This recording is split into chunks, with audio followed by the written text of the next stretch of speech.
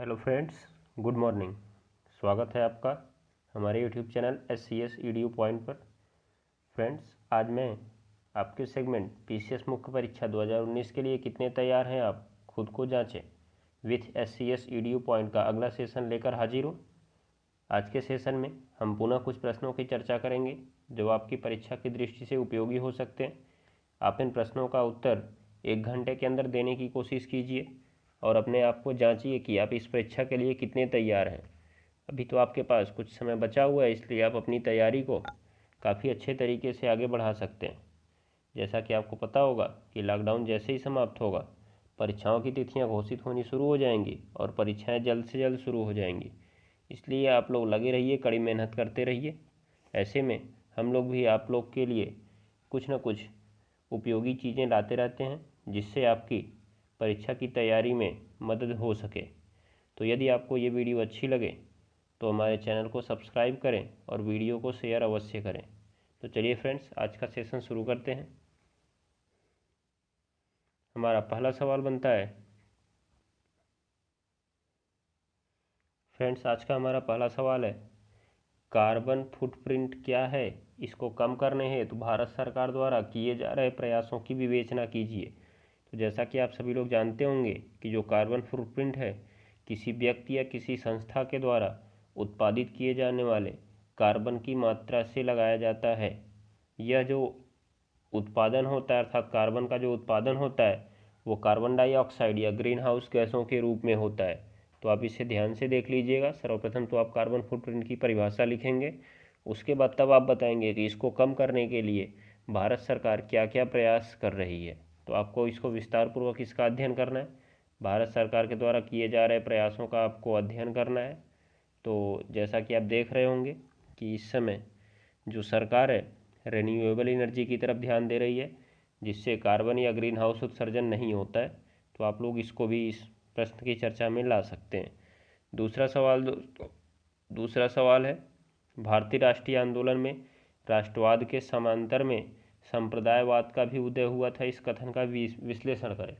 तो आपको पता होगा कि आपके प्रश्न पत्र में भारतीय राष्ट्रीय आंदोलन से कुछ सवाल हमेशा ही रहते हैं। तो ये सवाल इस समय आपके लिए उपयोगी क्यों हो जाता है? क्योंकि आपने देखा होगा कि इस समय राष्ट्रवाद की भावना काफ़ी प्रबल होती जा रही है और इस राष्ट्रवाद की प्रबल भावना में कुछ लोग अपनी TRP बढ़ाने के लिए, अपना हाथ सेकने के लिए संप्रदायवाद को भी काफ़ी बढ़ावा दे रहे हैं। अब मैं कुछ कहना तो नहीं चाहूँगा, लेकिन आप सभी लोग इससे परिचित तो होंगे ही कि इस समय संप्रदायवाद भी कुछ बढ़ गया है। कुछ लोग हिंदू मुस्लिम जो ज़्यादा करते हैं वो केवल दंगा भड़काने का काम करते हैं और इधर उधर का काम करते हैं। तो आप लोग इससे परिचित तो होंगे ही। तो राष्ट्रवाद के साथ साथ संप्रदायवाद का जब उदय हो जाता है तब ये हमारे लिए खतरनाक होता है। इसलिए आप इसको ध्यान में रखिएगा। इस खतरे को आप एक बार पीछे देख चुके हैं और ऐसा खतरा फिर ना हो, इसलिए आप सभी लोग ध्यान दीजिएगा, उदासीन रहिए इन सब के प्रति। आप इन सब अफवाहों की तरफ ज़्यादा ध्यान मत दीजिए। आप लोग एकाग्र मन से अपनी पढ़ाई कीजिए। आप इन प्रश्नों का उत्तर उदासीन होकर ही दीजिएगा। तो ये भारतीय राष्ट्रीय आंदोलन उस समय जब हुआ था तो आपने देखा होगा कि मार्ले मिंटो सुधार के द्वारा और मॉन्टेग्यू चेम्सफोर्ड सुधार के द्वारा संप्रदायवाद को काफ़ी बढ़ावा दे दिया गया था। इसीलिए इसका जो हमें खतरा दिखा था, अर्थात जो हमें इसका दुष्परिणाम दिखा था, भारत विभाजन के रूप में हमें देखना पड़ा था। इसीलिए आप लोग इन सवालों को काफ़ी अच्छे तरीके से हल कीजिएगा। भारतीय राष्ट्रीय आंदोलन से संबंधित सवाल है, इसलिए आपकी परीक्षा में एक महत्वपूर्ण स्थान रख सकता है। फ्रेंड्स, अगला क्वेश्चन है, भ्रष्टाचार क्या है? भारतीय प्रशासन में व्याप्त भ्रष्टाचार के कारणों को स्पष्ट कीजिए। तो जैसा कि आप देख रहे होंगे पिछले कुछ समय में भ्रष्टाचार बढ़ता जा रहा है, इसलिए ये सवाल आपके लिए उपयोगी हो सकता है।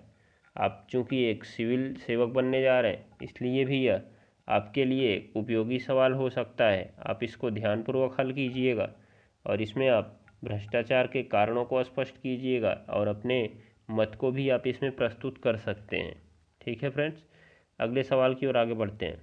अगला सवाल कहता है, 5 ट्रिलियन की अर्थव्यवस्था बनाने में भारतीय नीति निर्माताओं को किन किन प्रमुख क्षेत्रों पर ध्यान केंद्रित करना चाहिए? अपने सुझाव प्रस्तुत कीजिए। तो जैसा कि आप सभी ने देखा होगा कि हमारी जो सरकार है उसने भारत को 2024-25 तक 5 ट्रिलियन की अर्थव्यवस्था बनाने का कड़ा निर्णय लिया है। एक लक्ष्य बनाया है कि हम लोग 2024-25 तक 5 ट्रिलियन की अर्थव्यवस्था प्राप्त कर लेंगे, परंतु इस समय तो ये दूर की ढोल दिखाई दे रही है। आप इसको ध्यान दीजिएगा तो फिर भी अभी हम इस लक्ष्य तक पहुंच सकते हैं, निकटतम तो हम पहुंच ही सकते हैं। तो आपको यही सुझाव देना है कि यदि हम उस लक्ष्य के निकटतम पहुंचना चाहते हैं तो जो हमारे नीति निर्माता हैं उनको किन किन क्षेत्रों पर प्रमुख रूप से ध्यान देना होगा। तो आप इस पे अपने सुझाव प्रस्तुत कीजिएगा, न कि किसी का लिखा लिखाया हुआ। आप सभी लोगों का अध्ययन कीजिए और आप जो निष्कर्ष निकालते हैं आप उसको इसमें प्रस्तुत कीजिए, जिससे एग्जामिनर को आपका उत्तर अच्छा लगेगा और आपको नंबर भी अच्छा मिलेगा। 5वां क्वेश्चन आता है जो कि यूपी स्पेशल से है आपके लिए।